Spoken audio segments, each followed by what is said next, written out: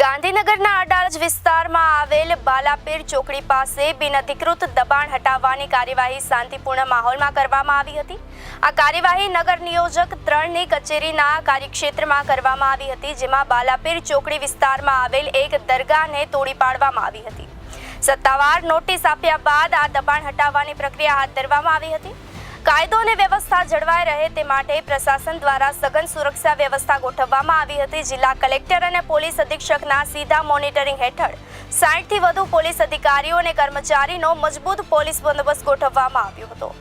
Municipal અને નગર નિયોજક વિભાગની સંયુક્ત ટીમ દ્વારા આ દબાણ હટાવવાની પ્રક્રિયા પાર પાડવામાં આવી હતી। અધિકારીઓએ સ્પષ્ટતા કરી છે કે આ કાર્યવાહી સરકારી નિયમો અનુસાર કરવામાં આવી છે। સરકારી કાર્યક્ષેત્રમાં આવતા તમામ બિનઅધિકૃત બાંધકામો સામે આ પ્રકારની ઝુંબેશ ચાલુ કરવામાં આવશે। ખાસ કરીને કાર્યવાહીના સમય દરમિયાન સ્થળ પર લોકોની અવરજવર થોડા સમય માટે નિયંત્રિત રાખવામાં આવી હતી, પરંતુ વહીવટી તંત્રની તત્પરતાના કારણે સમગ્ર કાર્યવાહી સંપૂર્ણ નિયંત્રણ અને શાંતિપૂર્ણ રીતે કરવામાં આવી હતી। આ કાર્યવાહી એ સ્પષ્ટ સંકેત આપે છે કે પ્રશાસન ગેરકાયદેસર દબાણો સામે કોઈ ઢીલ મૂકવા માંગતું નથી।